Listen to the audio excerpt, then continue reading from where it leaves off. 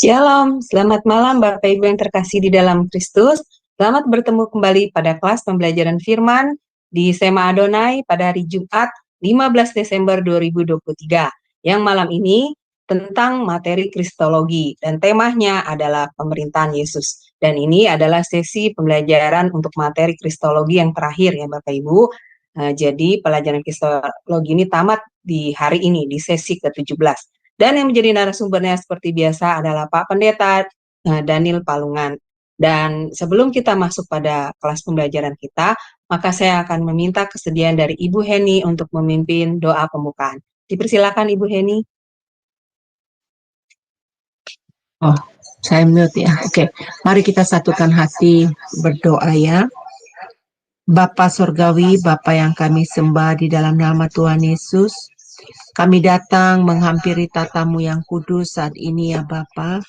Kami memohon ya Bapa urapan-Mu turun atas kami semua yang ada di Zoom Sema Adonai maupun yang di live streaming yang bersama-sama dengan kami sedang mengikuti pelajaran ini. Bapa kami mohon biarlah kasih anugerah-Mu menyertai kami semua sehingga kami dimampukan untuk dapat menangkap pelajaran ini. Bapa berkati hamba-Mu, Pendeta Daniel yang akan menyampaikan pengajaran ini. Biarlah dia dimampukan Bapa untuk memaparkannya kepada kami. Begitu juga untuk Sis Aling, Tuhan berkati dia yang memandu acara ini. Bapa kami serahkan semuanya dari awal, pertengahan sampai akhir di dalam pertolongan Tuhan. Kasih anugerah Tuhan turun atas kami. Terima kasih Bapa, di dalam nama Yesus kami berdoa. Haleluya. Amin.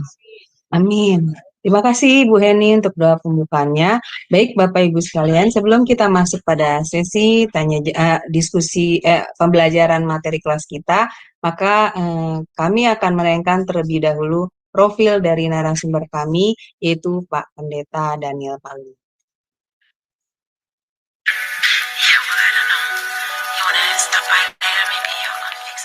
Salam semua, pada kesempatan yang berbahagia kali ini, Sema Adonai akan memperkenalkan pengajar kita, yakni Bapak Pendeta Daniel Palungan.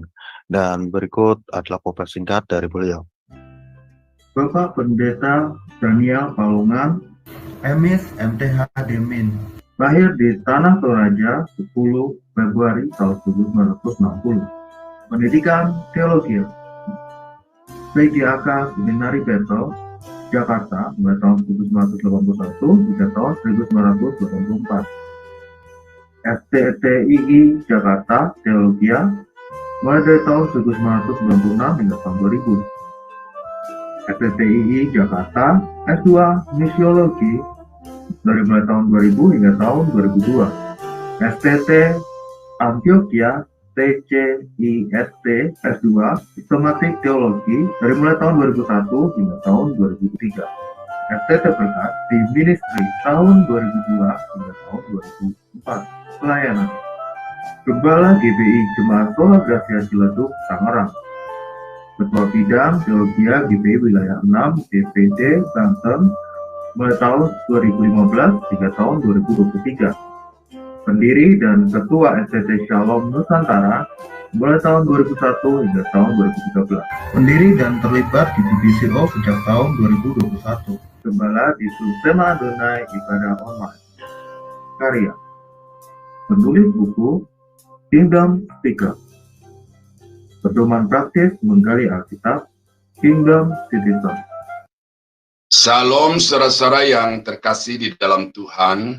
Oleh kemurahan Tuhan, kita telah menyelesaikan satu seri pelajaran kita tentang soteriologi, dan sekarang kita akan masuk di dalam satu pembahasan materi baru, yaitu doktrin Kristologi.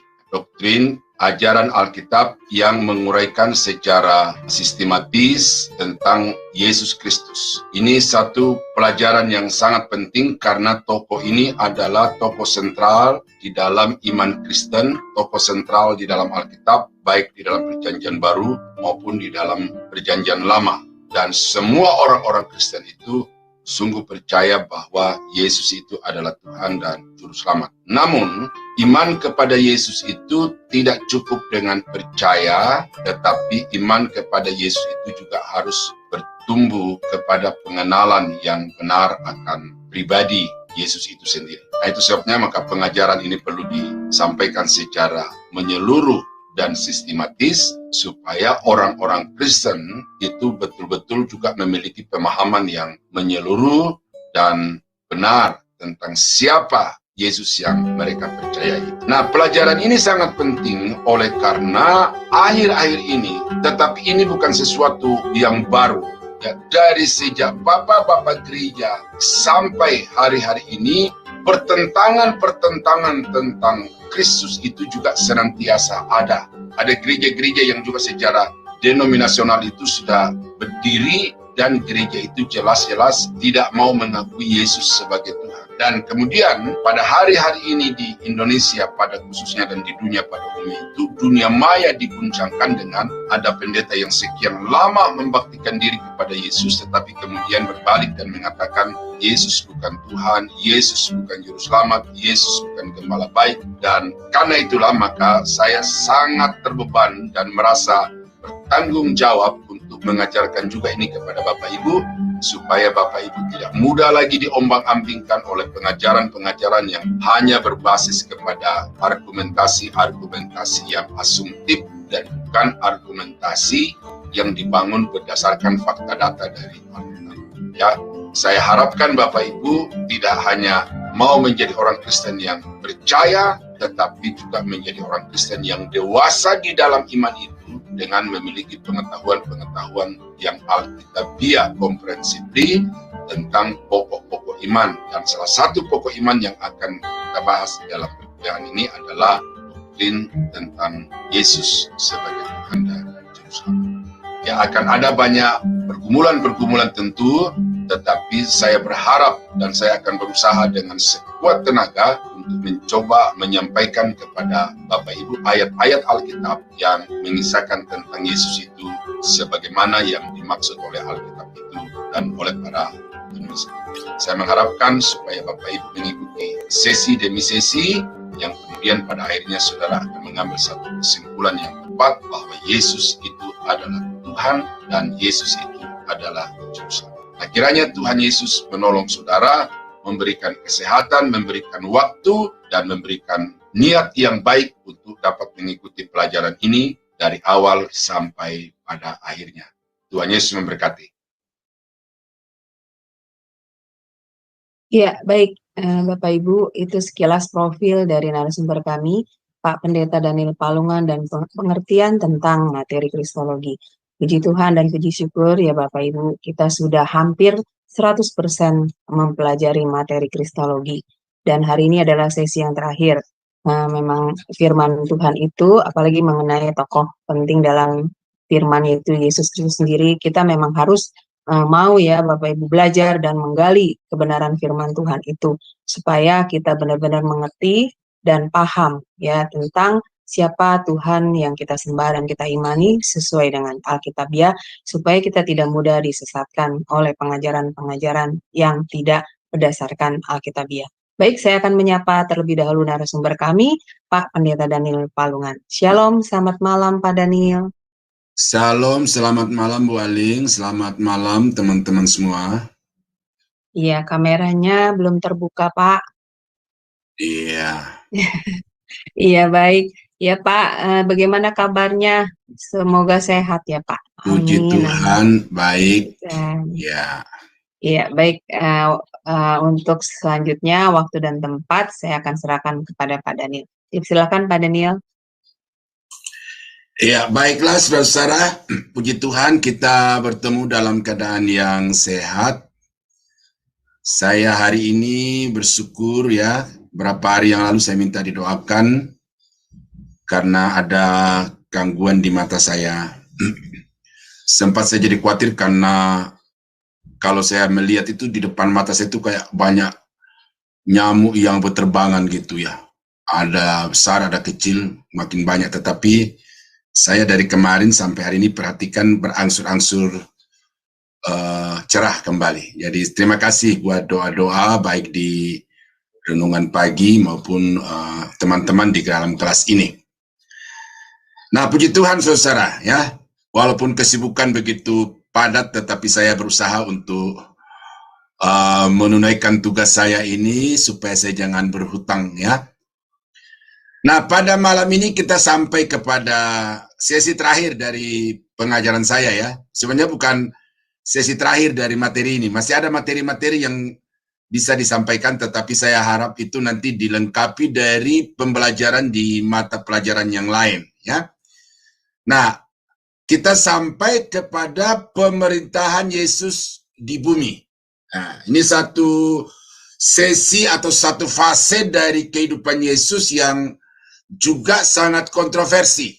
Ya, kita sudah mempelajari tentang kontroversi kepribadiannya atau pribadi Yesus Kristus, tetapi juga kita sudah banyak mendengar bagaimana kontroversi tentang pemerintahan Yesus sebagai raja yang historis di atas muka bumi ini.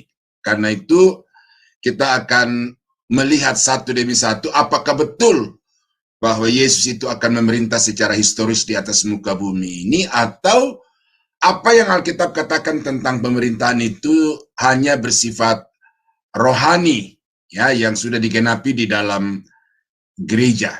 Nah, karena itu maka saya mau review kembali bahwa ada 4 kerajaan yang saudara mesti pahami secara berbeda ya, secara detail, supaya saudara jangan mudah untuk mencampur adukannya satu dengan yang lain. Yang pertama adalah kerajaan teokrasi, yaitu kerajaan yang dipimpin oleh Allah sendiri atas bangsa Israel, yang kita sudah baca itu di dalam Perjanjian Lama ya. Bangsa Israel sebagai satu bangsa pilihan, dan di atas bangsa pilihan ini Tuhan memerintah sebagai raja yang kemudian diprotes atau demo oleh bangsa Israel kepada Samuel, lalu akhirnya Tuhan mengizinkan demo itu dan memberikan seorang raja, sehingga kerajaan Israel menjadi kerajaan manusia. Nah, yang kedua adalah kerajaan rohani, di mana di dalam gereja sekarang ini Allah atau Yesus Kristus itu disembah sebagai raja. Tetapi ini bukan kerajaan historis, karena kerajaan historis itu punya wilayah, ya, teritori, punya masyarakat yang real, dan punya raja. Nah, jadi pemerintahan yang sekarang ini belum nyata teritorinya. Oleh karena itu maka ini bukan kerajaan yang dimaksudkan yang akan saya sampaikan nanti kepada Bapak Ibu itu. Nah, yang ketiga adalah kerajaan mesianik yang akan terjadi terwujud pada akhir zaman. Nah, ini banyak nubuatan di dalam Perjanjian Lama tentang itu, ya, yang seringkali juga dikatakan sebagai kerajaan 1000 tahun, sehingga kelompok-kelompok gereja aliran teologi menjadi 3. Ada yang kelompok amil, tidak percaya kerajaan 1000 tahun. Ada yang kelompok postmil, yang percaya bahwa Yesus akan datang sesudah berakhir kerajaan 1000 tahun. Dan yang ketiga adalah kelompok premil, kelompok yang mempercayai bahwa Yesus akan datang ke atas muka bumi ini di awal kerajaan 1000 tahun, karena dialah yang akan menjadi raja atas kerajaan 1000 tahun itu. Nah, itu yang ketiga, dan itu historis. Ada wilayahnya, ada rakyatnya, ada pemerintahnya. Baru nanti kerajaan yang keempat itu adalah kerajaan kekal di langit baru dan bumi baru. Nah, jadi 4 kerajaan ini saudara mesti mengidentifikasi secara spesifik agar saudara bisa tahu mana yang dimaksud dengan kerajaan mesianik itu, yaitu kerajaan yang akan berdiri di atas muka bumi ini, di mana Yesus Sang Mesias akan menjadi raja atas segala bangsa. Nah, jadi dengan mengidentifikasi 4 kerajaan itu secara jelas, maka kita tidak akan meragukan lagi bahwa sesungguhnya akan ada pemerintahan yang historis di atas muka bumi ini, yang rajanya adalah Tuhan Yesus sendiri. Nah, saya bacakan dulu 2 ayat ya sebagai pendahuluan. Mazmur 47 ayat yang ke-9 berkata, Allah memerintah sebagai raja atas bangsa-bangsa. Nah, kalau kita bicara mengenai bangsa-bangsa, ini tidak berbicara tentang kerajaan kekal di langit baru dan bumi baru. Karena di langit baru, bumi baru, tidak ada lagi bangsa-bangsa. Semua telah menyatu di dalam satu komunitas umat kudus, umat yang sempurna, yang membaktikan diri sepenuhnya kepada Allah di dalam Yesus Kristus. Nah, tetapi di dalam Mazmur pasal 47 ayat 9 di sini dikatakan bahwa Allah nanti akan memerintah sebagai raja atas bangsa-bangsa. Allah bersemayam di atas taktanya yang kudus. Jadi Tuhan akan mendirikan sebuah takhta di atas muka bumi ini, dan dia akan duduk di atasnya sebagai raja atas segala bangsa. Nah, memang di sini masih agak kabur ya. Yang memerintah di sini apakah Yahweh atau Theos, ataukah Yesus, Sang Logos itu. Nah, kalau kita baca di dalam Wahyu pasal 11, ayat yang ke-15 dan 17 berkata demikian. Lalu malaikat yang ke-7 meniup sangkakalanya, dan terdengarlah suara-suara nyaring di dalam surga, katanya, pemerintahan atas dunia. Nah, perhatikan, di surga ada suara yang berseru dengan suara yang nyaring bahwa pemerintahan atas dunia. Berarti ada surga di atas, ada bumi di bawah. Nah, pemerintahan di atas bumi di bawah langit itu dipegang oleh Tuhan kita, dan Dia yang diurapinya, dan Ia akan memerintah sebagai raja sampai selama-lamanya.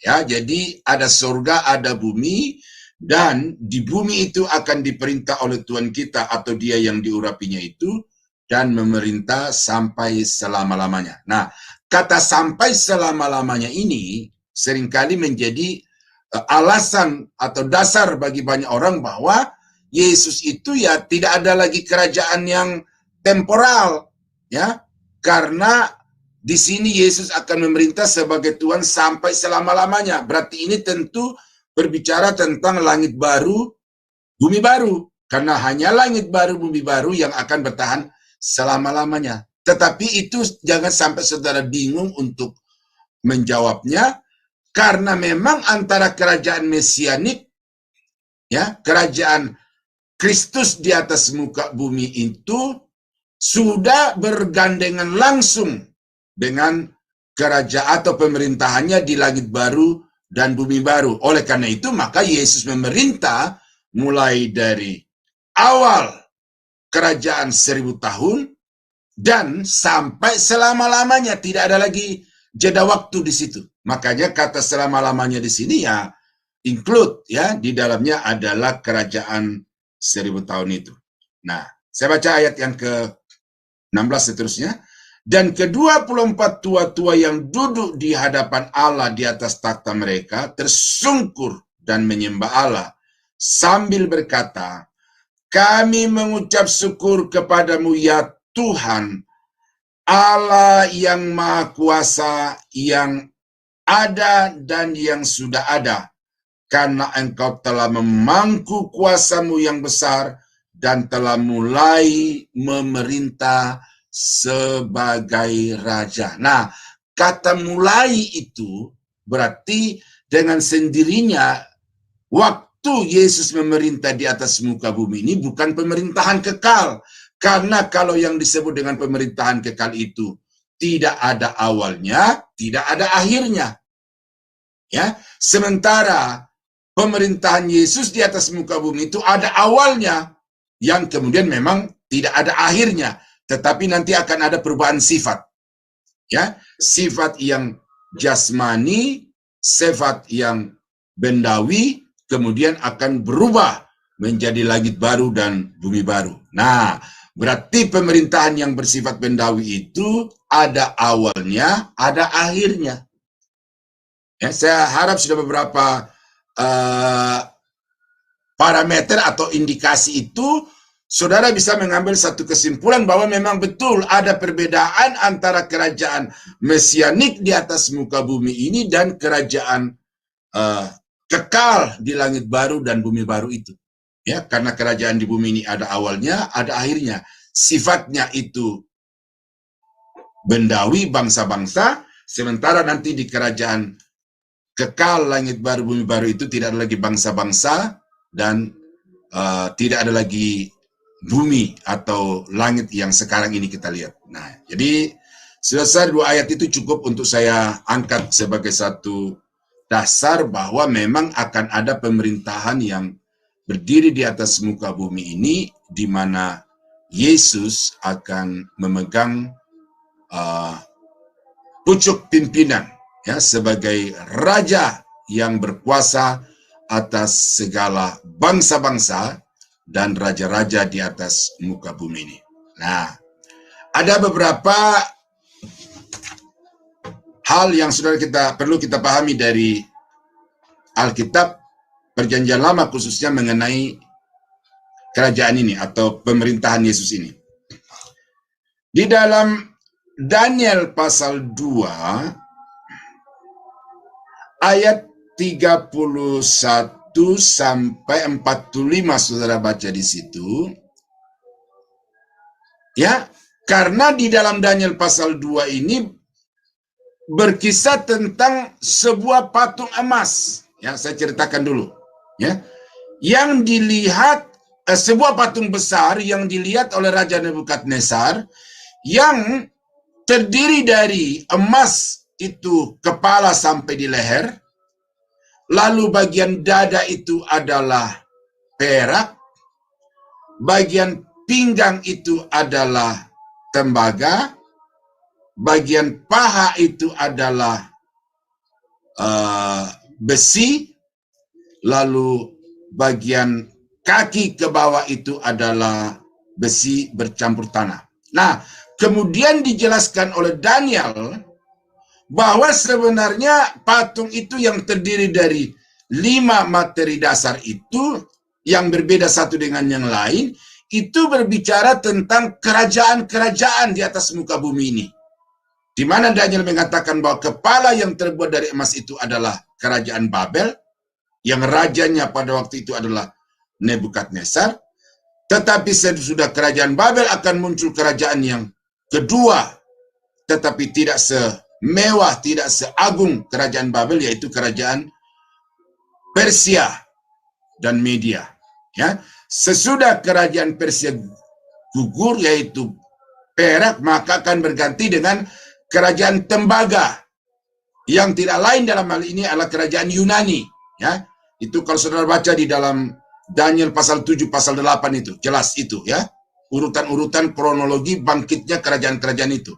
Babel runtuh diganti oleh Media dan Persia, Persia runtuh diganti oleh Yunani, kemudian Yunani runtuh diganti oleh Romawi, ya. Pinggang yang tembaga itu berganti ke bawah menjadi besi. Nah, karena itu kita mengenal bahwa kerajaan Romawi adalah kerajaan yang memerintah dengan tangan besi, begitu bengisnya. Ya. Nah, lalu kerajaan Romawi runtuh, berdiri kerajaan yang bercampur antara besi dengan tanah, yaitu kaki dari paha ke bawah. Itu berbicara tentang kerajaan-kerajaan di mana terjadi perkawinan campur antar bangsa-bangsa. Ya, saudara baca itu di dalam kitab Daniel, itu detailnya. Nah, ini berbicara tentang kerajaan-kerajaan.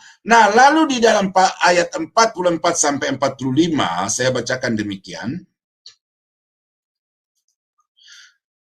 Tetapi pada zaman raja-raja, Allah semesta langit akan mendirikan suatu kerajaan yang tidak akan binasa sampai selama-lamanya, dan kekuasaannya tidak akan beralih lagi kepada bangsa-bangsa lain.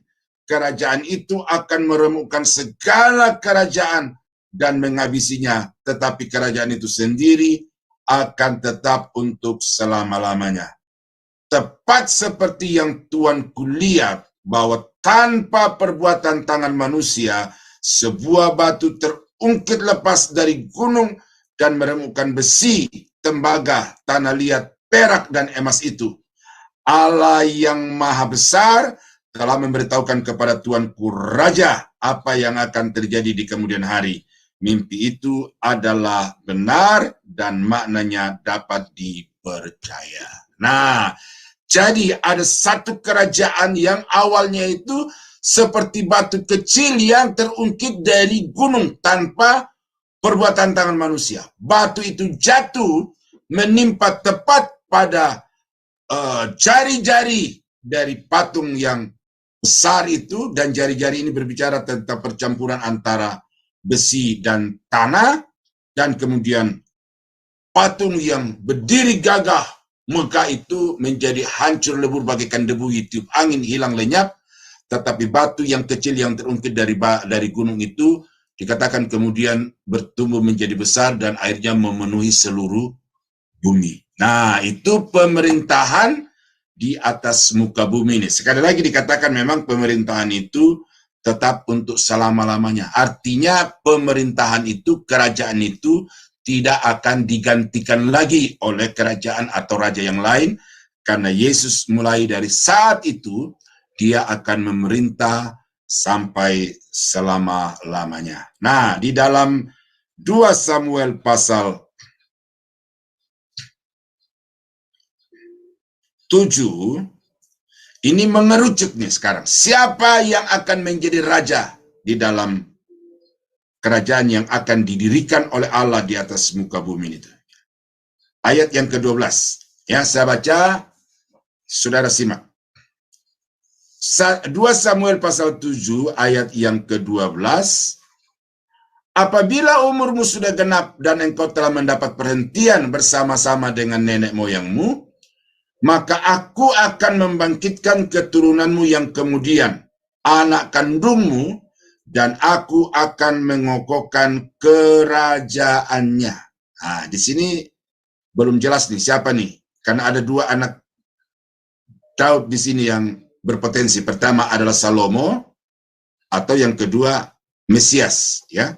Nah, dialah yang akan mendirikan rumah bagi namaku, dan aku akan mengokohkan takhta kerajaannya untuk selama-lamanya. Nah, siapa yang membangun bait Allah yang dirindukan oleh Daud itu adalah Salomo. Kita mengenalnya itu sebagai bait Allah yang pertama, ya, yang diruntuhkan oleh Jenderal Titus pada tahun 70. Kemudian itu yang kedua itu, ya. Itu yang kedua itu. Lalu pokoknya itu, ya, dihancurkan bangunan yang kedua. Yang kedua itu yang dihancurkan oleh Jenderal Titus itu. Nah, aku akan menjadi bapaknya dan ia akan menjadi anakku. Apabila ia melakukan kesalahan, maka aku akan menghukum dia dengan rotan yang dipakai orang dan dengan pukulan yang diberikan anak-anak manusia. Tetapi kasih setiaku tidak akan hilang daripadanya, seperti yang kuhilangkan daripada Saul yang telah kujauhkan dari depanmu. Keluarga dan kerajaanmu akan kokoh untuk selama-lamanya di hadapanku. Takhtamu akan kokoh untuk selama-lamanya. Tepat seperti perkataan ini dan tepat seperti penglihatan ini, Nathan berbicara kepada Daud. Nah, jadi siapa raja dari anak kandung Daud itu yang akan memerintah selama-lamanya?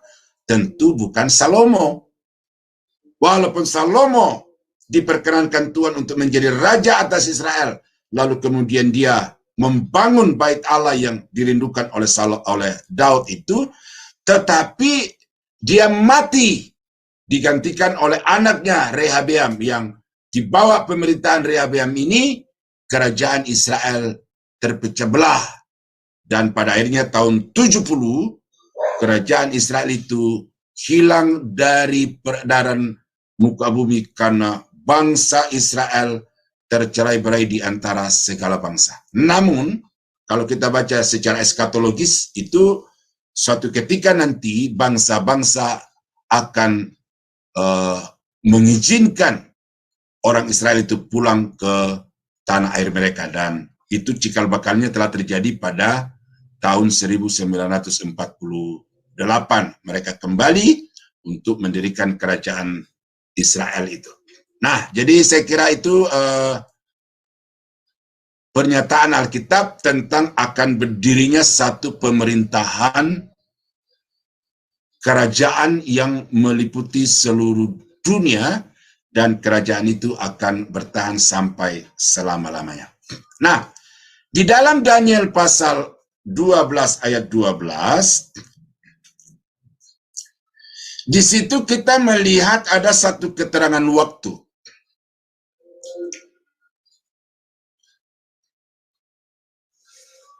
Ya.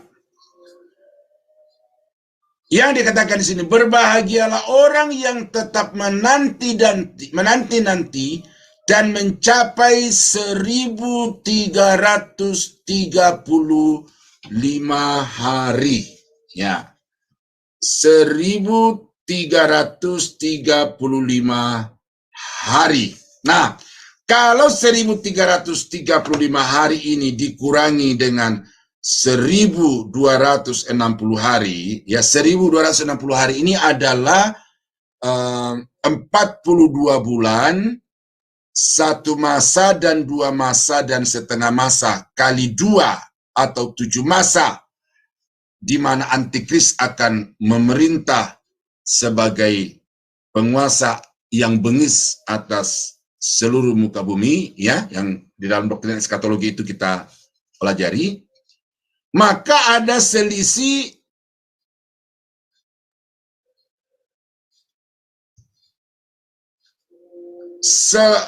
sebanyak 65 hari. Ya.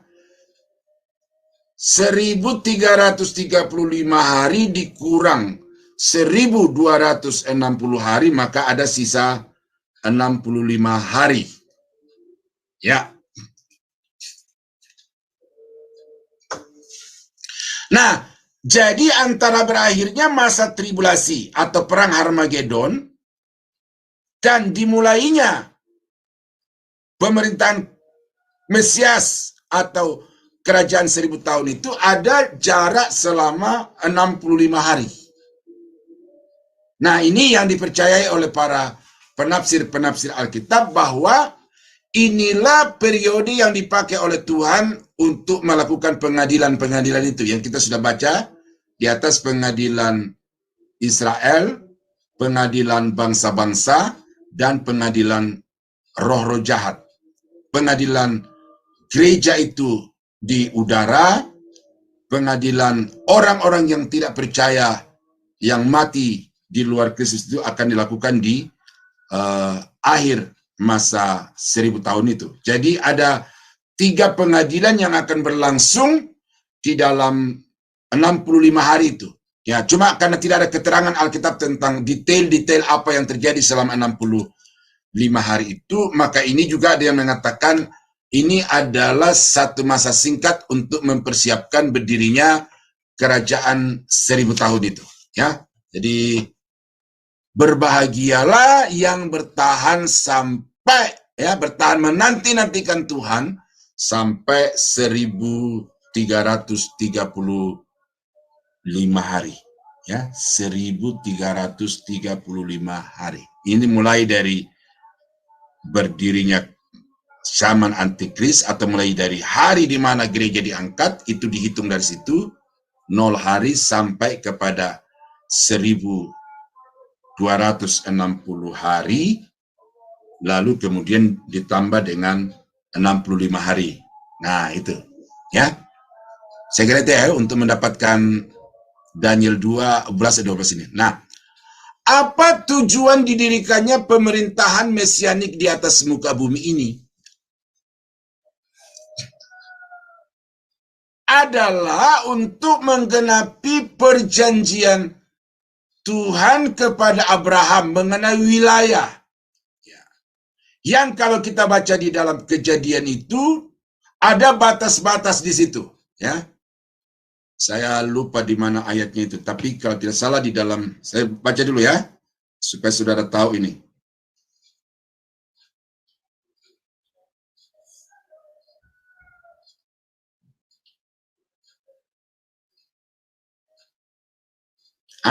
Kejadian pasal 15 ayat yang ke-18. Pada hari itu Tuhan mengadakan perjanjian dengan Abraham serta berfirman, kepada keturunanmu lah kuberikan negeri ini, mulai dari sungai Mesir sampai ke sungai besar itu, sungai Efrat. Ya, jadi selatan berbatasan dengan sungai Mesir, sebelah timur berbatasan dengan sungai Efrat. Kita baca lagi di dalam kitab Yosua pasal 1, utara itu berbatasan dengan Libanon, barat itu berbatasan dengan Laut Besar. Jadi itulah wilayah teritori yang sudah dijanjikan oleh Tuhan kepada Abraham yang akan menjadi milik pusaka keturunannya sampai selama-lamanya. Nah, jadi kalau saudara melihat peperangan sekarang ini terjadi di Timur Tengah, Israel yang kecil itu, kalau dia sekarang ini mau di dalam waktu yang singkat, dia bisa caplok Gaza, bahkan Palestina. Ya, dia bisa caplok. Cuma secara politik sekarang ini bangsa Israel masih berhati-hati, tetapi Alkitab telah menjelaskan bahwa itulah teritori yang akan menjadi pusat pemerintahan mesianik, meliputi satu kerajaan Israel Raya dari Libanon sampai ke Sungai Mesir, dari Laut Besar, Laut Besar sampai kepada Sungai Efrat. Ya, saudara lihat nanti itu di peta supaya saudara bisa bayangkan berapa luas dari kerajaan itu. Ya, Arab termasuk, Suriah termasuk, apalagi Gaza ini. Ya, Mesir saja masuk. Ya, Irak masuk. Nah, cuma saya belum begitu pasti antara Irak dengan Iran itu apakah di situ Sungai Efrat atau Iran itu masih dilewati oleh Sungai Efrat itu. Nah, jadi saudara bisa lihat bagaimana nubuatan Alkitab itu begitu detail dan sangat historis. Dan kalau yang sebagian itu sudah digenapi secara historis, maka yang akan datang itu juga pasti akan terjadi secara historis. Ya, jadi saya harapkan saudara tidak ragu dengan apa yang Alkitab katakan, karena didukung dengan fakta-fakta sejarah, walaupun tidak semua apa yang Alkitab katakan itu bisa dibuktikan secara historis, ya, tetapi sebagian besar itu nyata secara fakta. Nah, juga perjanjian Tuhan kepada Daud, ini namanya perjanjian nasional, bahwa nanti yang akan memerintah di dalam kerajaan itu adalah keturunan Daud. Nah, itu dinubuatkan di dalam Yesaya pasal 11 ayat 1 dan 2. Ya, ini berbicara tentang kerajaan damai yang akan datang. Suatu tunas akan keluar dari tunggul Isai, dan taruk yang akan tumbuh dari pangkalnya akan berbuah. Ya, tunas ini adalah Mesias itu. Ya, Roh Tuhan akan ada padanya, roh hikmat dan pengertian, roh nasihat dan keperkasaan, roh pengenalan dan takut akan Allah. Ya, kesenangannya ialah takut akan Tuhan. Nah, itu siapa itu? Dinyatakan tentang personality daripada raja yang akan datang itu, Dan dari mana raja itu akan datang? Dari tunggul Isai. Ya, dari tunggul Isai. Sehingga kalau kita mengkaitkan ini dengan 2 Samuel pasal 7 ayat 12 sampai 17, ya tidak bisa tidak, kita harus membuat satu pengakuan bahwa memang Yesus akan memerintah sebagai raja di atas muka bumi ini. Ya, tujuan daripada pemerintahan mesianik adalah untuk mewujudkan pemerintahan teokrasi yang sempurna di atas muka bumi ini. Ya, kerajaan teokrasi yang sempurna. Di dalam Yeremia 23 ayat 6 sampai 7. Dalam zamannya Yehuda akan dibebaskan dan Israel akan hidup dengan tentram. Dan inilah nama yang diberikan orang kepadanya, Tuhan keadilan kita. Sebab itu demikianlah firman Tuhan, sesungguhnya waktunya akan datang bahwa orang tidak lagi mengatakan, demi Tuhan yang hidup yang menuntun orang Israel keluar dari tanah Mesir, melainkan demi Tuhan yang hidup yang menuntun dan membawa pulang keturunan kaum Israel keluar dari tanah utara dan dari segala negeri kemana ia telah menceraikan mereka, dan mereka akan tinggal di tanahnya sendiri. Mereka akan datang untuk mendirikan sebuah kerajaan yang tentram, yang damai. Israel Utara akan bergabung kembali dengan Israel Selatan atau Yehuda, dan itu akan menjadi sesuatu yang sangat-sangat menggemparkan dunia, karena tidak ada satu kekuatan atau tidak ada satu bangsa yang dapat menghalangi kembalinya bangsa Israel ke tanah perjanjian, tanah yang dijanjikan kepada mereka. Ya, jadi Yesus akan memerintah sebagai raja. Nah, kemudian tujuannya adalah memanifestasikan kemuliaan Kristus di bumi sebagai raja. Nah ini, saya baca ya, 2 ayat ini. Di dalam Mazmur pasal 2, ayat yang ke-8. Ya. Saya ingat ayat ini karena ada pendeta Indonesia yang mengklaim ayat ini yang berkata, saudara-saudara, Alkitab berkata, mintalah bangsa-bangsa, maka akan kuberikan kepadamu. Nah, jadi Tuhan akan memulihkan, akan memberkati Indonesia dan gerejanya di Indonesia sehingga bangsa-bangsa akan datang. Nah ini penafsiran yang terlalu sembrono, terlalu asumtif ya. Padahal di sini berbicara tentang Yesus. Makanya Mazmur pasal 2 ini disebut sebagai Mazmur Mesianik. Jadi yang disuruh oleh Tuhan untuk meminta bangsa-bangsa adalah Yesus. Mintalah kepadaku, maka bangsa-bangsa akan kuberikan kepadamu menjadi milik pusakamu, dan ujung-ujung bumi menjadi kepunyaanmu. Ya, engkau akan meremukkan mereka dengan gada besi, memecahkan mereka seperti tembikar tukang periuk. Nah, jadi kita melihat di situ bagaimana di dalam pemerintahan mesianik itu memang akan ada timbul niat-niat jahat, rancangan-rancangan busuk di dalam diri dan kelompok orang-orang tertentu. Tetapi pada saat niat-niat dan rancangan-rancangan itu mulai digagas, maka Yesus sendiri langsung turun tangan menghancurkan orang-orang jahat itu dengan gada besi, sehingga mereka tidak akan diizinkan untuk mengembangkan paham-paham yang busuk itu. Ya, tadi sekilas saya nonton YouTube itu bagaimana diungkit kembali bagaimana paham-paham radikalisme itu sudah mengakar di berbagai lapisan masyarakat di Indonesia. Ya, sudah sempat mereka berkumpul di Stadion Utama Senayan dan berorasi di situ bahwa mereka akan menggantikan Pancasila, mereka akan menggantikan Undang-Undang Dasar 45, lalu mereka akan melenyapkan semua paham-paham rasional, lalu menggantikan dengan hukum Tuhan.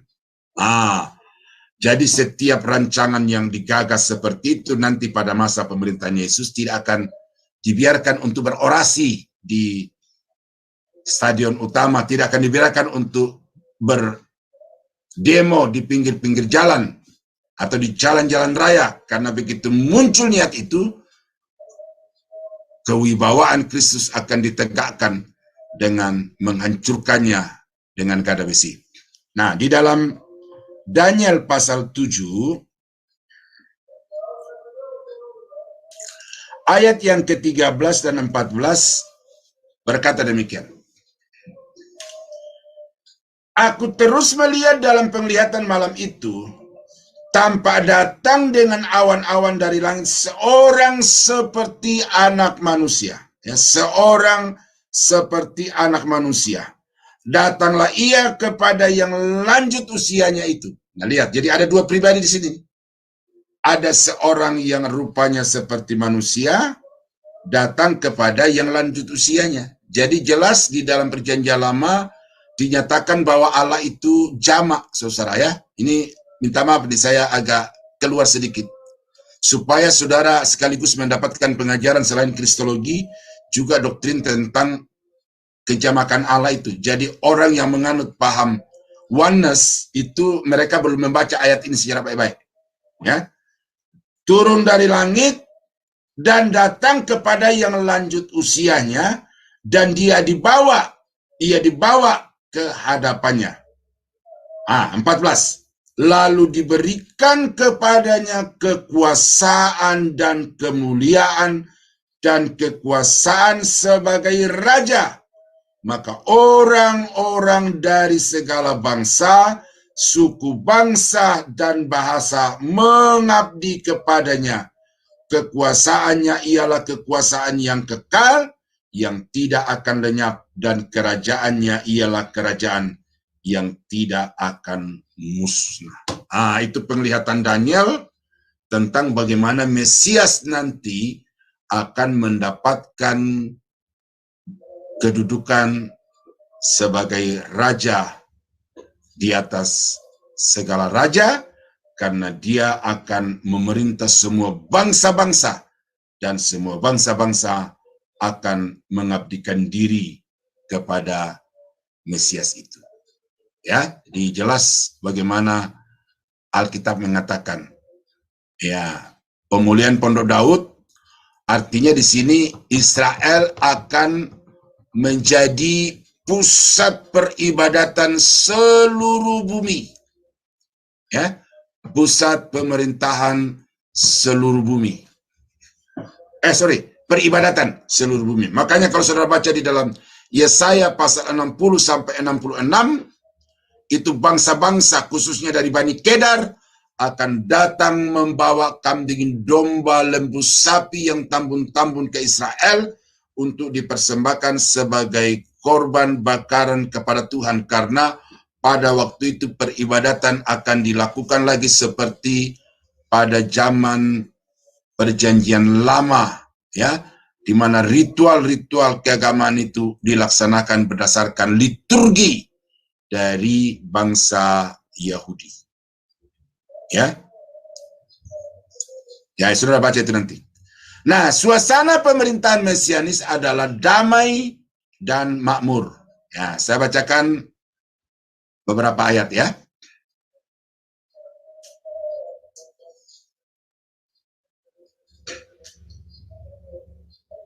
Yesaya pasal 1 ayat 1 sampai 4.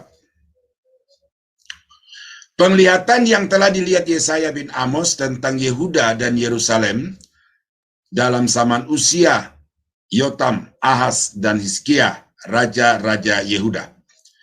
Dengarlah hai langit dan perhatikanlah hai bumi, sebab Tuhan berfirman, Aku membesarkan anak-anak dan mengasuhnya, tetapi mereka memberontak terhadap aku. Lembu mengenal pemiliknya, tetapi Israel tidak. Keledai mengenal palungannya, yang disediakan tuannya, tetapi umatku tidak memahaminya. Celakalah bangsa-bangsa yang berdosa, kaum yang syarat dengan kesalahan, keturunan yang jahat-jahat, anak-anak yang berlaku buruk. Mereka meninggalkan Tuhan, menista yang maha kudus, Allah Israel, dan berpaling kepada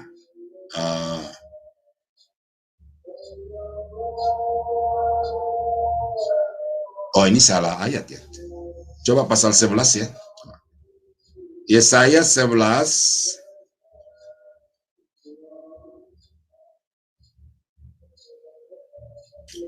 ayat 1 sampai 4 tadi saya sudah baca. Ya. Lalu ayat yang ketiga B dan seterusnya, 11 tadi itu, ia akan menghakimi dengan sekilas, tidak akan menghakimi dengan sekilas pandang saja, atau menjatuhkan keputusan menurut kata orang. Tetapi ia akan menghakimi orang-orang lemah dengan keadilan, dan ia akan menjatuhkan keputusan terhadap orang-orang yang tertindas di negeri dengan kejujuran. Ia akan menghajar bumi dengan perkataannya seperti dengan tongkat, dan dengan nafas mulutnya ia akan membunuh orang-orang fasik. Jadi apa artinya?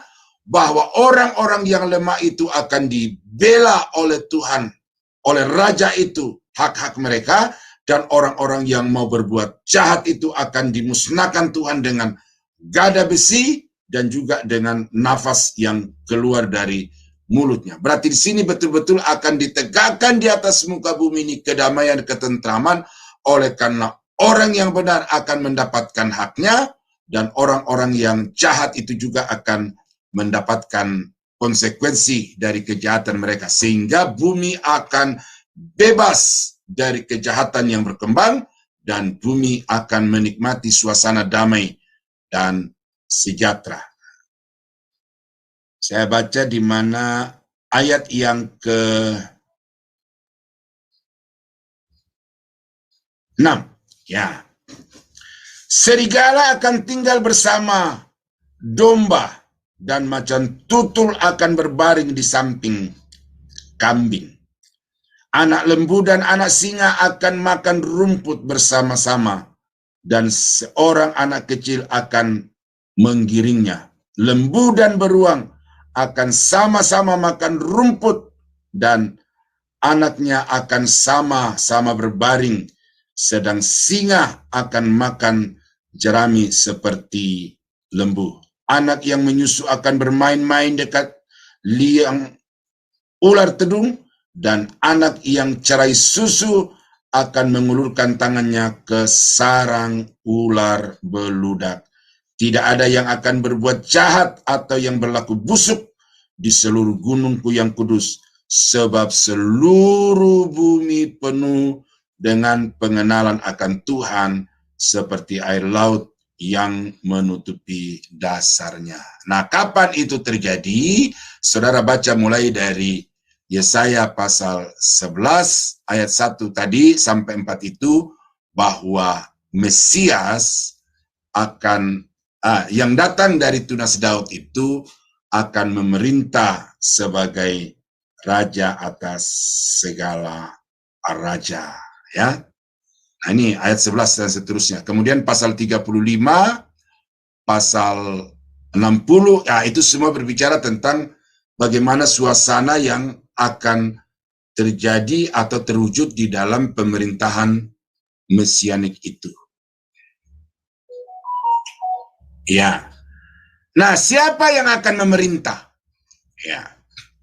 Tadi kita sudah baca di dalam Daniel pasal 7, turun dari langit seorang yang rupanya seperti anak manusia, kemudian datang kepada yang lanjut usianya itu, dan kepadanya diberikan kuasa kekuasaan atas segala bangsa di atas muka bumi ini. Ya, itu adalah Yesus. Nah, memerintah atas segala bangsa. Itu perhatikan ya. Nah, kemudian Daud akan memerintah sebagai raja atas Israel. Nah ini, saudara jangan bingung ini. Jadi Yesus akan menjadi raja dari ujung langit ke ujung langit. Seluruh bumi ada di bawah kekuasaan daripada Yesus. Tetapi Israel, ibu kota kerajaan alam semesta itu, seluruh bumi itu yang akan menjadi rajanya di sana adalah Daud. Ya, saya kira sudah jelas ya. Jadi Yesus itu adalah raja atas segala raja, karena bumi ini masih terbagi-bagi di dalam kelompok bangsa-bangsa yang ada raja-raja mereka. Lalu Israel sebagai satu kerajaan yang menjadi pusat pemerintahan kerajaan mesianik itu akan dipimpin oleh Daud. Ya, Daud akan dibangkitkan kembali, kemudian menjadi raja atas Israel. Nah, saya bacakan ayat ini, saudara ya. Saya harap saudara jangan bosan, tetapi ayat-ayat ini saudara perhatikan kaitannya dengan Daud menjadi raja atas Israel. Yesaya 55 ayat yang ketiga sampai ayat yang kelima. Sendengkanlah telingamu dan datanglah kepadaku, dengarkanlah, maka kamu akan hidup. Aku hendak mengikat perjanjian abadi dengan kamu menurut kasih setia yang teguh yang kujanjikan kepada Daud. Sesungguhnya aku telah menetapkan dia menjadi saksi bagi bangsa-bangsa, menjadi seorang raja dan pemerintah bagi suku-suku bangsa. Sesungguhnya engkau akan memanggil bangsa-bangsa dan yang tidak kau kenal, dan bangsa-bangsa yang tidak mengenal engkau akan berlari kepadamu, oleh karena Tuhan Allahmu dan karena yang Maha Kudus Allah Israel yang mengagungkan engkau. Jadi bagaimana Tuhan mendeklarasikan kepada semua orang bahwa nanti Daud akan duduk sebagai raja yang kepadanya semua bangsa-bangsa juga akan datang itu. Nah, makanya tadi di awal itu saya katakan bahwa Israel akan menjadi pusat pemerintahan dan bangsa-bangsa lain dari berbagai penjuru bumi itu akan datang ke Israel untuk membawa persembahan-persembahan mereka, ya, dan membawa juga korban-korban yang akan dipersembahkan sebagai korban bakaran kepada Tuhan.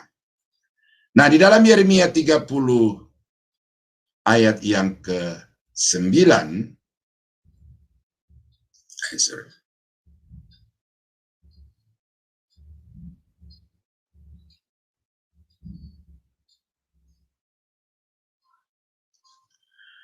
mereka akan mengabdi kepada Tuhan Allah mereka dan kepada Daud raja mereka yang akan kubangkitkan bagi mereka. Jadi Daud itu akan dibangkitkan, lalu kemudian dalam tubuh kemuliaan dia akan memerintah sebagai raja di Israel, dan kemudian kepada Raja Daud ini bangsa-bangsa di atas muka bumi akan kagum, akan hormat karena Tuhan berkuasa atau menyatakan kemuliaannya di dalam kehidupan Daud, ya. Tuhan akan membangkitkan Daud untuk memerintah atas Israel.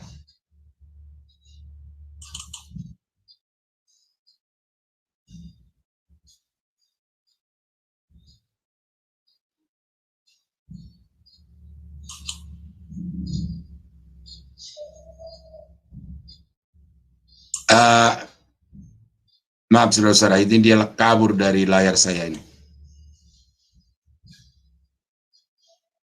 Hilang. Iya, nggak apa-apa Pak Daniel, dicari dulu aja. Iya. Ya, jadi perhatikan bahwa Tuhan akan membangkitkan Daud untuk kemudian menduduki jabatan sebagai raja atas Israel. Ya. Yang wilayah kekuasaannya itu tadi saya sudah sebutkan, mulai dari Laut Besar sampai ke Sungai Efrat, kemudian dari Libanon sampai ke Sungai Mesir.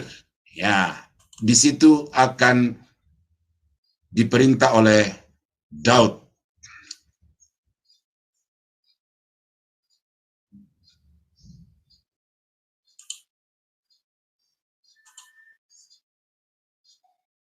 Nah loh, kok nggak muncul?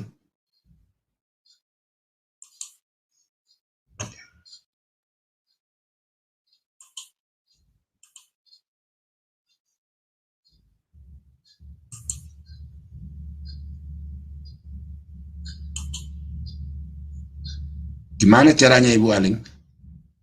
Iya, kenapa Pak?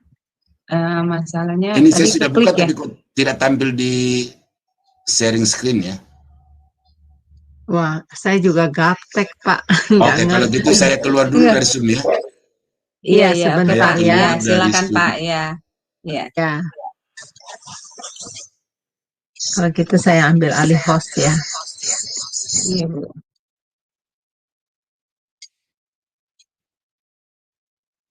Mungkin harus di-download dulu kali Bu Hani.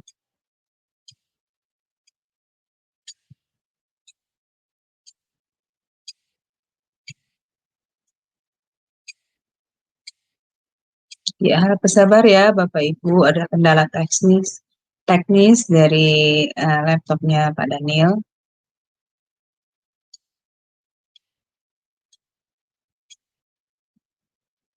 Iya, Ibu Heni, Pak Daniel sudah kembali, bisa dikasih co-host?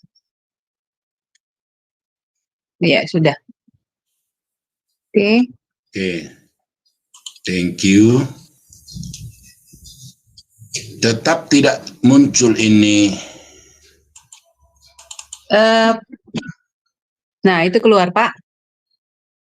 Keluar, oke. Sudah nih Pak, sudah ada di layar. Oh, sudah ada ya? Oke. Iya, sudah ada. Ya. Ya, dipersilakan Pak Daniel. Nah, jadi Daud ya. Nah, kita baca di dalam Yehezkel pasal 34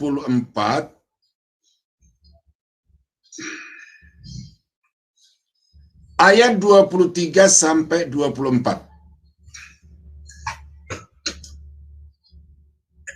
Yehezkel pasal 34 23 sampai 24.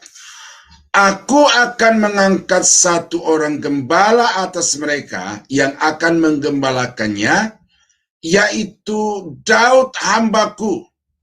Dia akan menggembalakan mereka dan menjadi gembalanya.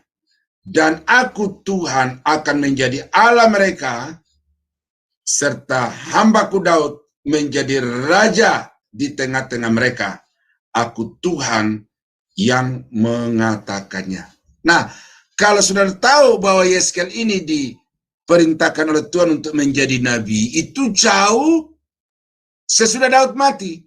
Karena Yehezkel ini menjadi nabi ketika bangsa Israel itu ditawan ke pembuangan Babel dan Persia. Kurang lebih 700 tahun sebelum Masehi. Jadi ini antara Daud yang mangkat 1000 tahun sebelum Masehi itu, jadi ada jarak antara Daud dengan Yehezkel ini kurang lebih 3-4 abad gitu. Nah, tetapi di sini kita baca bahwa Tuhan berkata melalui Yehezkel, Tuhan akan menjadikan Daud sebagai raja. Nah, kapan ini terjadi? Karena Daud sudah meninggal, tetapi Daud akan menjadi raja. Kapan itu? Pada waktu Yesus mendirikan kerajaannya di atas muka bumi ini.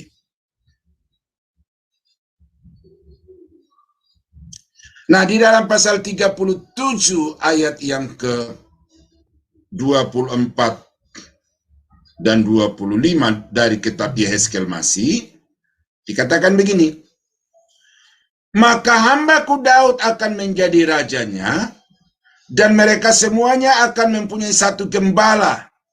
Mereka akan hidup menurut peraturan-peraturanku dan melakukan ketetapan-ketetapanku dengan setia. Mereka akan tinggal di tanah yang kuberikan kepada hambaku Yakub, di mana nenek moyang mereka tinggal. Ya, mereka, anak-anak mereka maupun cucu-cicit mereka akan tinggal di sana untuk selama-lamanya, dan hambaku Daud menjadi raja mereka untuk selama-lamanya. Nah, jadi lihat di sini saudara, tegas sudah disebutkan di sini tentang tanah, sudah disebutkan tentang kaum yang akan diperintah, dan Daud akan menjadi raja. Durasi pemerintahan Daud itu dikatakan sampai selama-lamanya. Ini kenapa? Karena sesudah kerajaan mesianik 1000 tahun itu berlanjut dengan kerajaan yang kekal di langit baru bumi baru, dan di situ akan berakhir pemerintahan historis di atas muka bumi. Daud dengan sendirinya akan mengakhiri tugas pemerintahnya sebagai raja, tetapi kemudian tetap akan masuk di dalam kerajaan kekal itu bersama-sama dengan umat Israel. Ya, jadi nah, lalu Hosea, ya, Hosea pasal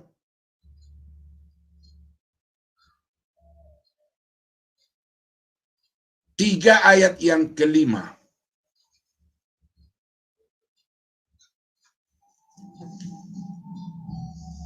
Ya. Sesudah itu orang Israel akan berbalik dan akan mencari Tuhan Allah mereka, dan Daud raja mereka. Mereka akan datang dengan gemetar kepada Tuhan dan kepada kebaikan yang pada hari-hari yang terakhir. Pada hari yang terakhir, bangsa Israel akan dipulihkan secara rohani, dan itu kita sudah tahu itu pada masa tribulasi. Di situ bangsa Israel mengalami lawatan Tuhan, pemulihan Tuhan, sehingga secara rohani mereka diperbaharui. Berakhir masa kerajaan Antikris berdiri kerajaan 1000 tahun, bangsa Israel itu akan berbondong-bondong untuk mencari Daud, raja mereka. Ya. Lalu di dalam kerajaan mesianik itu, Yesus akan memerintah bersama-sama dengan gerejanya. Nah, kata gereja di sini saya pakai tanda kutip karena itu bukan lagi gereja, tetapi itu sudah menjadi umat yang kudus, umat yang sempurna. Karena gereja itu berakhir pada waktu pengangkatan. Ya. Nah, ini ada ayat-ayatnya di sini, saudara, ya. Orang-orang kudus memerintah bersama-sama dengan Yesus. Rakyatnya, nah siapa rakyat yang akan diperintah oleh Yesus di dalam kerajaan yang akan datang itu? Kita sudah baca atau sudah belajar bagaimana masa tribulasi itu penuh dengan murka Allah, pembinasaan yang luar biasa dahsyat, tetapi ternyata di ujung daripada zaman antikris atau masa tribulasi itu ternyata ada begitu banyak orang yang keluar dengan hidup-hidup, dengan tubuh jasmani seperti yang kita miliki sekarang ini. Dan mereka itu terdiri dari orang-orang Yahudi yang sudah percaya, lalu kemudian orang-orang Yahudi yang percaya itu diubahkan di akhir masa tribulasi, tetapi bangsa-bangsa lain yang tetap hidup sampai akhir masa tribulasi itu, mereka itulah yang akan masuk ke dalam masa pemerintahan Mesias itu 1000 tahun lamanya dengan mengenakan tubuh jasmani. Nah, mereka itu akan menjadi rakyat di sana. Ya, mereka akan menjadi rakyat, dan orang-orang Yahudi yang tetap tidak percaya Yesus sampai kepada akhir masa tribulasi itu, mereka juga akan masuk ke dalam pemerintahan Daud Mesias itu dengan tubuh jasmani. Nah, mereka itu di sana akan menjadi rakyat.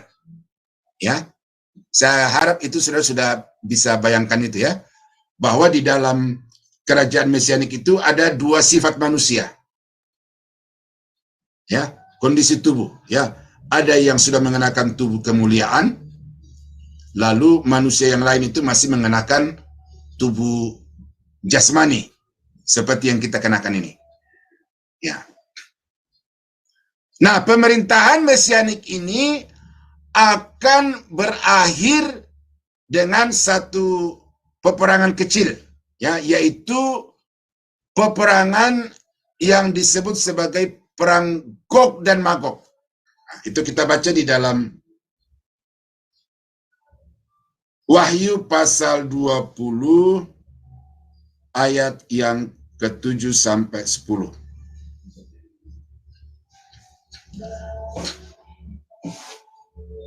Dan setelah masa 1000 tahun itu berakhir, iblis akan dilepaskan dari penjaranya, dan ia akan pergi menyesatkan bangsa-bangsa pada keempat penjuru bumi, yaitu Gog dan Magog, dan mengumpulkan mereka untuk berperang dalam jumlah mereka,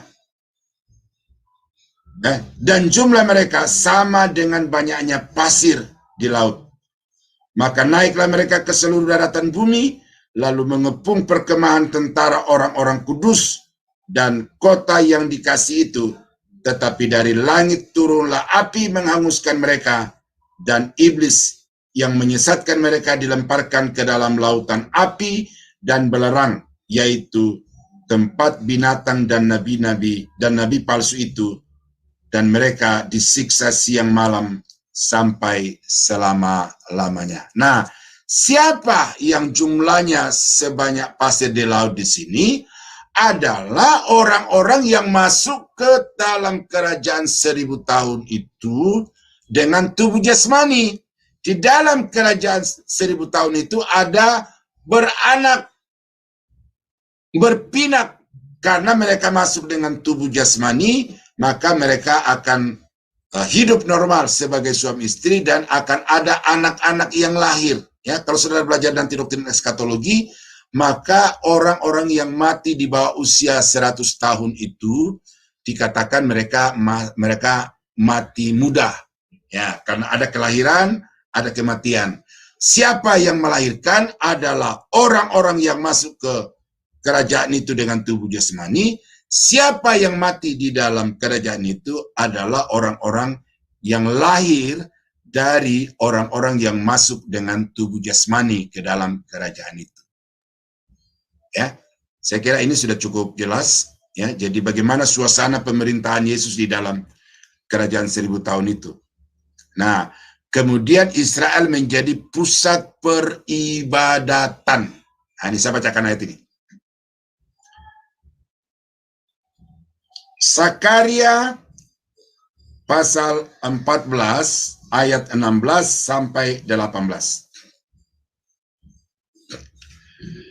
Maka semua orang yang tinggal dari segala bangsa yang telah menyerang Yerusalem, ya, menyerang Yerusalem di sini adalah perang Harmagedon tadi itu, ya, akan datang tahun demi tahun untuk sujud menyembah kepada Raja Tuhan semesta alam, dan untuk merayakan hari raya Pondok Daun. Nah, jadi pemulihan Pondok Daun, pemulihan Pondok Daud, ya, Pondok Daud itu adalah Israel Utara, Israel Selatan itu akan dipulihkan. Lalu Pondok Daun di sini adalah peribadatan kepada Tuhan, ya, itu akan dipulihkan, dan itu setiap tahun bangsa-bangsa dari segala bangsa itu akan datang ke Yerusalem untuk menyembah kepada Tuhan semesta alam. Nah, ayat 17. Tetapi bila mereka dari kaum-kaum di bumi tidak datang ke Yerusalem untuk sujud menyembah kepada Raja Tuhan semesta alam, maka kepada mereka tidak akan turun hujan. Ya, akan dimurkai oleh Tuhan dengan tidak diberikan hujan. Nah, jangan saudara berpikir bahwa ini hanya masa yang singkat. Ini 1000 tahun, dan kemudian kalau tidak diberikan hujan dalam tempo berbulan-bulan saja, saudara, ya, itu saudara akan melihat betapa kesusahan itu. Ya, saudara alami beberapa bulan yang lalu itu, ya. Di Timur Tengah, kenapa tidak ada tumbuh-tumbuhan? Karena hujan di sana sangat sedikit, ya. Nah, ayat yang ke-18. Dan jika kaum Mesir tidak datang dan tidak masuk menghadap, maka kepada mereka akan turun tulah yang ditimpakan Tuhan kepada bangsa-bangsa yang tidak datang untuk merayakan hari raya Pondok Daud. Nah, Pondok Daun maksudnya, ya. Jadi Israel itu akan menjadi pusat peribadatan seluruh bumi. Nah, kalau saudara baca di dalam Yesaya, saya lupa persisnya itu di antara 60 sampai Yesaya 66 itu, di situ bangsa-bangsa akan datang untuk membawa unta-unta yang di atas unta-unta mereka itu ada perbekalan-perbekalan untuk memberkati Israel, dan mereka juga akan membawa kambing domba, sapi lembu yang tambun-tambun untuk dipersembahkan sebagai korban bakaran di Israel. Ya. Nah, durasinya 1000 tahun. Ya, banyak sekali kita berdebat hanya karena kita bicara soal waktu. Sehingga orang menafsirkan 1000 ini bukan angka bilangan tetapi angka simbolik. Tetapi berbicara tentang pemerintahan mesianik yang akan datang tidak hanya berbicara mengenai durasi, ya, tidak hanya berbicara mengenai jangka waktu yang dikatakan di dalam Wahyu pasal 20 1 sampai 8. Tetapi saya sudah sampaikan tadi berapa nubuatan dalam Alkitab itu yang jelas-jelas secara detail menjelaskan bahwa akan ada pemerintahan mesianik di atas muka bumi dengan rajanya adalah Yesus, kemudian suasananya adalah suasana damai melingkupi seluruh bumi, dan Israel akan menjadi Israel yang jaya, dan raja di Israel nanti itu adalah Daud. Jadi terlalu sempit pemikiran orang-orang yang menolak pemerintahan mesianik itu hanya dengan mengatakan bahwa 1000 tahun itu atau 1000 itu adalah angka simbolik, bukan angka bilangan. Tetapi saya tetap pada prinsip bahwa Yesus akan memerintah secara historis di atas muka bumi ini, dan kemudian dia akan memerintah selama 1000 tahun lamanya. Ya, jadi 1000 tahun lamanya bagi saya itu adalah angka bilangan. Nah, contoh aja saudara ya, bagi bangsa Israel sekarang itu kemarin itu disebutkan jumlah bahwa tanggal 7 Oktober Hamas itu menyerbu Israel secara tiba-tiba dan membunuh 1.200 orang lebih dari bangsa Israel yang terdiri dari anak-anak dan orang tua, perempuan, dan kaum sipil. Nah, 1.000. Terlepas ada angka lebihnya di belakang, tetapi bagi bangsa Israel itu ternyata tetap berlaku angka bilangan itu. 1.000 pada satu sisi tetap merupakan bilangan, tetapi pada sisi yang lain, tempo-tempo memang dalam Alkitab 1000 itu merupakan angka simbolik. Nah, oleh karena itu kita harus melihat 1000 ini dalam konteksnya. Kapan dia menjadi angka bilangan, kapan dia menjadi angka simbolik. Itu konteksnya yang harus saudara periksa baik-baik. Jangan menyamaratakan. Ya. Tank Israel sekian ribu, tentara Israel sekian ribu. Ya, yang sekarang ini sedang berlangsung itu 1000 atau kelipatan ribu di situ itu bukan simbolik, tetapi itu angka. Itu angka, saudara-saudara. Jadi saya tegaskan di sini sekali lagi supaya jangan sampai saudara menolak pemerintahan mesianik itu, pemerintahan Mesias itu hanya karena tidak setuju dengan angka 1000. Bahwa angka 1000 itu bukan angka bilangan, tetapi angka simbolik. Tidak hanya itu. Tetapi ada banyak aspek yang saya sudah paparkan kepada Bapak Ibu untuk memperlihatkan secara jelas dari ayat-ayat Alkitab bahwa memang pada saatnya nanti Yesus akan memerintah di atas muka bumi ini.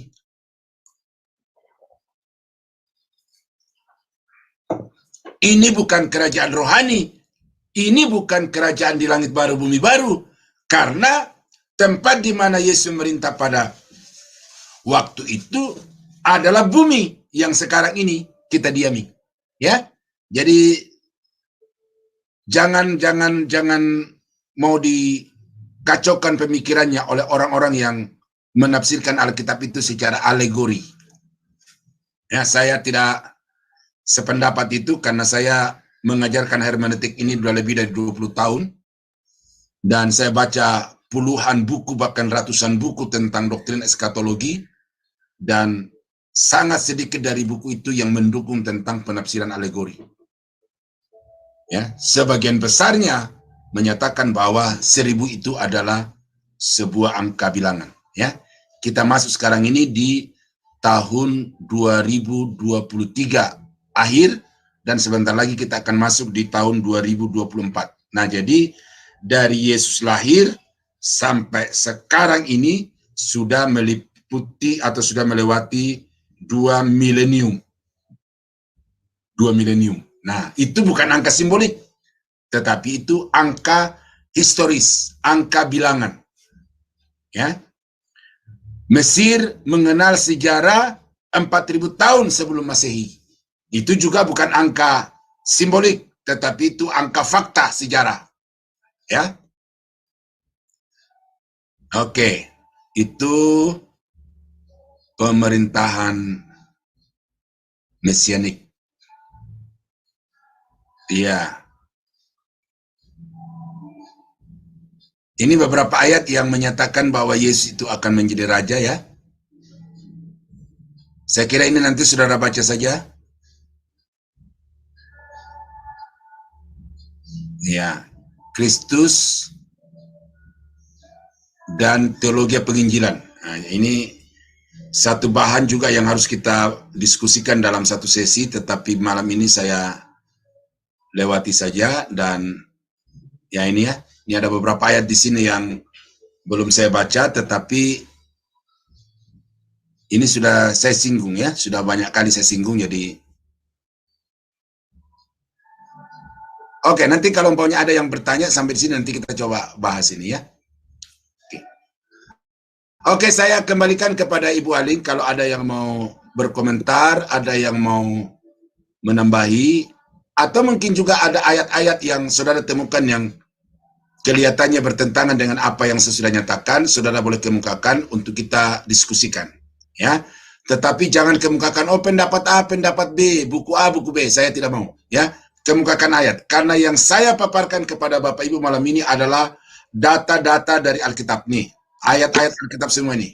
Ini bukan pemikiran Pak Daniel, ya, tetapi ini adalah pemikiran penulis-penulis Alkitab yang diilhami oleh Roh Kudus. Saya hanya menemukan kemudian mengelompokkannya. Yang ini namanya klasifikasi data, ya. Jadi kalau ada yang keberatan, hendaknya saudara mengemukakan keberatan saudara berdasarkan ayat dan bukan berdasarkan asumsi. Nanti kita berdebat tidak berujung, tidak berpangkal, karena saudara berbicara berdasarkan kata orang, sementara saya berbicara kepada saudara berdasarkan ayat-ayat. Nah ini lihat, ayat-ayat dalam Alkitab yang saya kemukakan itu. Jadi tidak ada yang dari pikiran saya. Saya hanya menguraikan, menghubungkan antara satu ayat dengan ayat lain dengan kalimat-kalimat saya. Tuhan Yesus memberkati. Saya kembalikan kepada Ibu Aling. Iya, baik. Terima kasih Pak Daniel, pemaparan materi yang luar biasa ya Bapak Ibu. Baik, sebelum kita masuk pada sesi tanya jawab dan diskusi, serta kita akan masuk kepada sesi tanya jawab dan diskusi, dan bagi Bapak Ibu yang ingin bertanya tentang materi malam ini, silakan raise hand terlebih dahulu ya, agar mute dari Bapak Ibu sekalian bisa dibuka oleh operator kami. Dipersilakan. Ya baik, menarik sekali ya Ibu Heni materi malam ini tentang pemerintahan Yesus. Nah ini yang menjadi yang saya mau tanyakan, ini tadi kan dibilang bahwa masih ada korban persembahan ya, diadakan di zaman kerajaan Mesianik ya Pak Daniel. Nah ini tapi maknanya pasti sudah berbeda ya Pak, dengan korban bakaran yang diadakan ketika zaman perjanjian lama ya Pak, betul tidak? Oh iya betul, jadi maknanya sudah berbeda. Itu Hanya tinggal memperlihatkan bagaimana penggenapan janji Tuhan akan memuliakan Israel itu di antara bangsa-bangsa lain, sehingga peribadatan pada waktu itu sudah tidak lagi binatang itu menjadi tipologi atau gambaran dari Yesus, tetapi itu sudah murni merupakan ibadah biasa yang merupakan korban syukur atau pembaktian diri dari umat manusia kepada Allah yang disembah oleh Abraham, Ishak dan Yakub dan juga seluruh Israel. Ya. Jadi tadi seperti ayat yang Pak Daniel sebutkan bahwa memang jadi bangsa-bangsa yang tidak mau melakukan mempersembahkan korban bakaran itu, mereka akan mendapat hukuman ya Pak ya. Seperti itu tadi ya Pak. Ya, di dalam kitab Sakaria itu, kalau mereka tidak datang untuk mentaati hukum itu, ya mereka langsung dihukum oleh Tuhan. Jadi ibadah itu untuk membuktikan bahwa Tuhan itu berotoritas, ada di tengah-tengah mereka, dan karena itu mereka wajib untuk menyembah Dia. Terlepas nanti itu dari hati atau karena dalam keadaan yang terancam, ya jelas bahwa yang beribadah ya dari bangsa-bangsa lain itu tidak lagi kesempatan untuk bertobat, terima keselamatan ya, tapi mereka masih menunjukkan kehidupan keagamaan yang mau berbakti sesuai dengan syariat dari agama Yahudi, liturgi agama Yahudi. Iya. Iya, baik. Ya, gimana Ibu Heni, apakah ada pertanyaan yang mau dibagikan atau Ibu mau menambahkan? Silakan Ibu. Oh, enggak nambahkan. Tadi cuma saya ada bertanya, Pak. Kalau kita kan mendapatkan tubuh kemuliaan ya, Pak, ya nanti ya. Ya. Nah, itu berarti kan kekal selama-lamanya ya, tidak ada sakit lagi, tidak tua lagi. Ya. Terus? Wah, frozen Ibu. Ibu. Ya, tentu Ibu di situ sudah nggak bisa lagi bikin salon ya, karena sudah tidak dibutuhkan salon Ibu. Sebetulnya Pak, ya. Seperti itu ya. Ya. Nah, Ibu Heni frozen ini Ibu internetnya ini, makanya gambarnya diem itu. Baik, gitu. Iya itu gambarnya tidak berjalan. Saya ini. Iya, sorry Ibu masuk. Iya. Saya udah kembali belum ya? Belum Bu, belum. Baru suara Ibu terdengar, tapi gambar masih diam Bu. Gambar videonya. Ya. Silakan Iya, Bu. dulu. Gimana? Sekarang udah bisa dengar? Ya, sudah. Silakan Bu. Ya. Iya. Saya itu mau nanya, kan kita kan orang meninggal di dalam Tuhan kan menerima tubuh kemuliaan. Bagaimana orang yang tidak meninggal dalam kemuliaan itu ya? Mereka bagaimana kan nanti kan dibakar. Kalau tubuh kita ini dibakar kan habis Pak Daniel. Terus nanti kalau orang yang tidak di dalam Tuhan itu bagaimana? Apakah mereka mendapatkan tubuh yang baru juga yang dibakar tidak habis-habisnya atau gimana? Itu iya benar tuh Pak Daniel ya. Iya tuh Pak. Jadi orang yang tidak diangkat tidak akan mengenakan tubuh kemuliaan. Nah, makanya mereka masuk di masa tribulasi dengan tubuh jasmani ya kan. Nah, di masa tribulasi itu ada yang percaya kemudian dibunuh oleh antikris tentara-tentaranya. Tetapi di akhir dari masa tribulasi mereka akan dibangkitkan di situ. Mereka bangkit bukan lagi dengan tubuh yang lama, tetapi dengan tubuh kemuliaan. Cuma perbedaannya dengan yang diangkat di awal tribulasi adalah yang diangkat di tribulasi itu tidak mengalami masa aniaya, sementara yang masuk masa tribulasi itu mengalami aniaya. Dan baru mereka itu bersama-sama dengan gereja yang turun dari awan-awan itu, bersama-sama di bumi memerintah dengan Yesus selama 1000 tahun lamanya.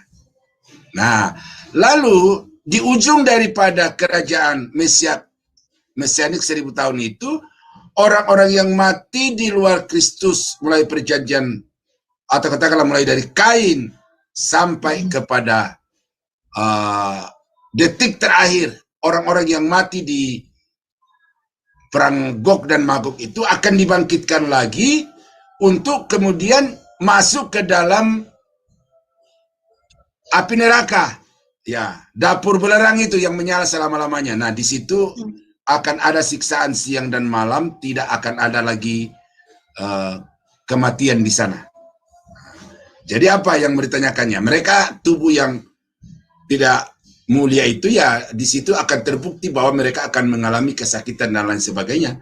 Sementara tubuh yang sudah mulia itu ya sudah akan tinggal di hadapan Tuhan bersama-sama dengan Yesus, bertemu muka dengan muka, dan siang malam di situ mereka akan memuji menyembah Tuhan, Raja segala raja itu.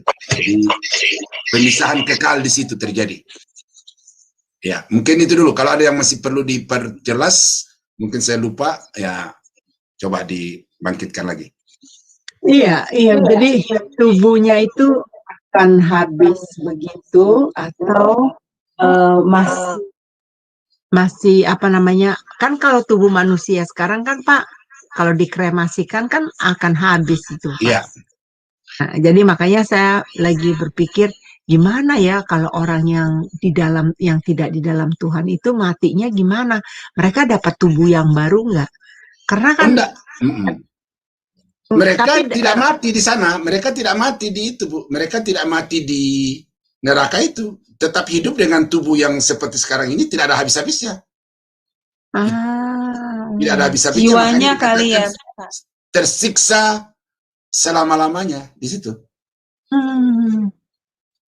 Iya. Karena Bu Heni aku pernah dengar kan, pernah juga dengar atau baca di Alkitab bahwa kan orang yang sudah mati pun panca inderanya semua masih aktif ya Pak ya.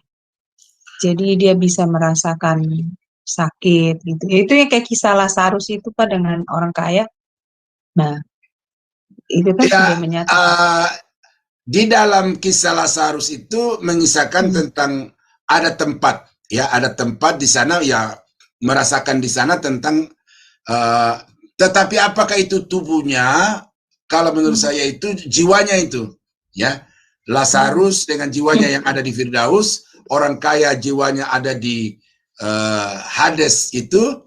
Nah, tetapi nanti waktu kebangkitan orang mati itu akan dipadukan kembali antara jiwa dan tubuhnya yang menjadi debu itu. Nah, sehingga mereka yang mati di luar Tuhan itu akan bangkit dengan tubuh jasmani. Tubuh jasmani yang terdiri dari darah dan daging seperti kita sekarang ini. Tetapi kalau yang di dalam Kristus bangkit dengan tubuh kemuliaan. Gitu. Dan di akhir dari kerajaan 1000 tahun itu tidak ada kebangkitan orang-orang percaya, karena orang percaya itu terakhir dibangkitkan di akhir dari masa tribulasi itu. Ya, jadi orang-orang mati perjanjian lama, perjanjian baru dan kerajaan 1000 tahun itu di ujung 1000 tahun akan bangkit, tetapi bangkit dengan tubuh jasmani. Nah, masuk ke dalam neraka, di sana mereka akan disiksa, tidak mati lagi. Tidak akan mati lagi, karena itu siksaan kekal selama-lamanya. Ya, saya kehabisan data untuk menjelaskan tentang kerajaan neraka itu, tapi jelas bahwa suasananya itu suasana yang penuh dengan kertak gigi. Iya, betul. Selama-lamanya. Nah, itu saja yang digambarkan di dalam Alkitab itu. Mengerikan. Mengerikan ya, Bu. Mengerikan. Nah, karena itu maka belajar eskatologi itu sangat bagus. Belajar tentang pemerintahan mesianik ini juga sangat bagus, supaya selama kita hidup di tengah-tengah dunia ini, kita bisa menata diri kita agar ketika Yesus datang kembali, kita layak untuk masuk ke dalam kemuliaannya, kan gitu.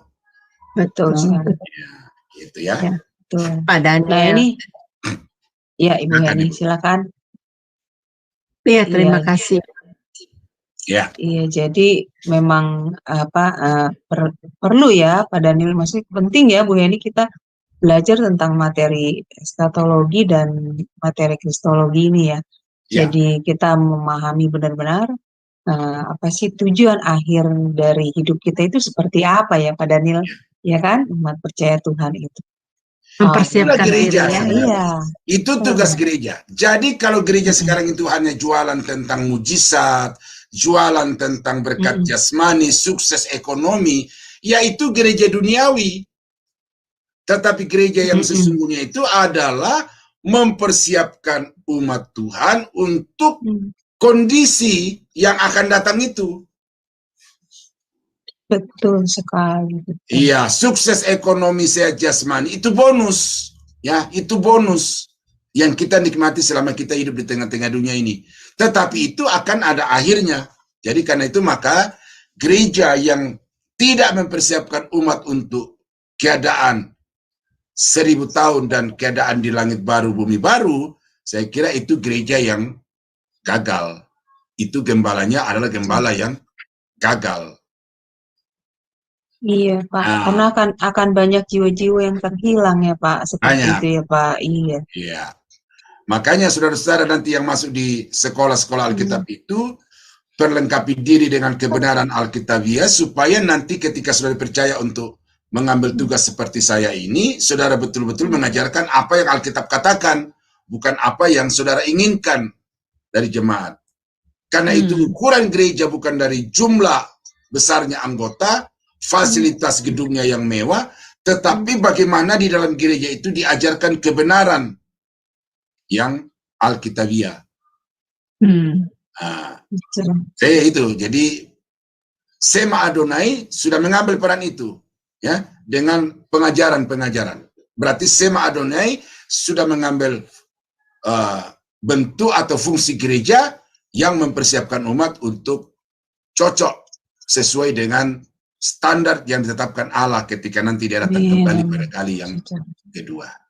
Ya, saya kira itu.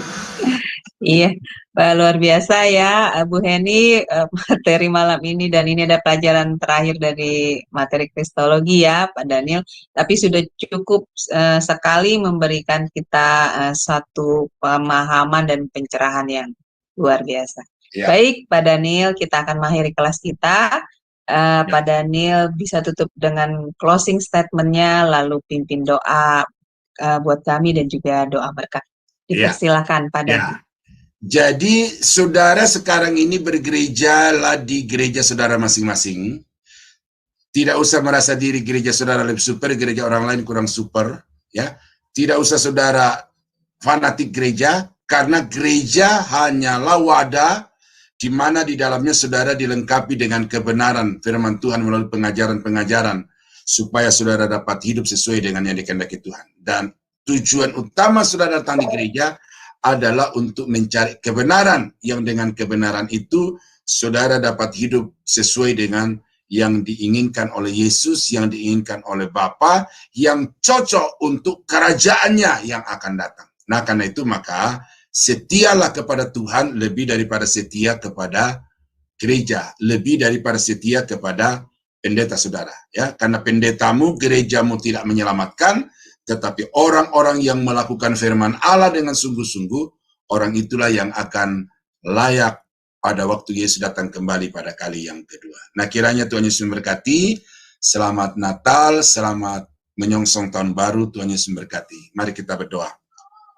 Bapa di surga, terima kasih malam ini kami sudah belajar tentang Yesus yang akan memerintah di atas muka bumi ini selama 1000 tahun lamanya. Tolong kami Bapa supaya apa yang sudah kami pelajari secara keseluruhan dari pertama sampai sekarang ini tentang Kristus, dengan itu kami dapat dibekali pemahaman yang benar tentang siapa Tuhan yang kami sembah dan tentang siapa yang kami harapkan akan datang kembali untuk melepaskan hidup kami dari pergumulan dunia ini. Terima kasih untuk hamba-hambamu yang selama ini sudah menjalin kerjasama yang begitu baik sehingga berlangsung peranan ini, baik yang menyediakan Zoom, yang menjadi moderator, yang mengoperasikan semua jaringan-jaringan internet dan juga teknis komputer. Kami mohon Bapa supaya Tuhan memberkati agar pelayanan kami ke depan akan semakin kuat, semakin baik, semakin solid, sehingga tujuan Tuhan untuk menghadirkan Sema Adonai ini juga akan menjadi berkat lebih luas dan lebih besar lagi. Terima kasih Bapa, kami berdoa mengakhiri kelas Kristologi pada malam ini, di dalam nama Yesus Tuhan dan Juru Selamat kami. Dan saudara-saudara sidang jemaat yang dikasihi Tuhan, kiranya anugerah dari Allah Bapa di dalam surga, damai sejahtera dari Tuhan kita Yesus Kristus, serta persekutuan kuat kuasa Roh Kudus kiranya menyertai kita sekalian dari sekarang sampai selama-lamanya. Di dalam nama Yesus kami akhiri kelas Kristologi pada malam ini. Haleluya. Amin. Amin. Puji Amin. Tuhan. Terima kasih Pak Daniel untuk pelayanannya yang luar biasa bagi kami. Tuhan Yesus Semoga memberkati. pelayanan Pak Daniel diberkati Tuhan lebih dan lebih lagi menjadi berkat bagi banyak orang. Baik Amin. Bapak Ibu, setelah kelas ini masih jangan pergi dulu, tetap stay karena masih ada lanjutan yaitu kelas sejarah penebusan. Jadi jangan ketinggalan ya Bapak Ibu sekalian untuk mengikuti pelajaran kelas ini. Dan untuk minggu depan kelas Pak Daniel ini tidak ada ya Bapak Ibu, jangan lupa karena memang Sema Adonai juga libur ya Bu Heni ya. Jadi untuk merayakan Natal. Jadi dari kami Sema Adonai mengucapkan selamat Natal 2023 dan Tahun Baru 2024 buat Bapak Ibu yang terkasih dalam Kristus. Semoga damai sejahtera dan sukacita Tuhan selalu menyertai kita. Shalom, shalom, shalom. Amin.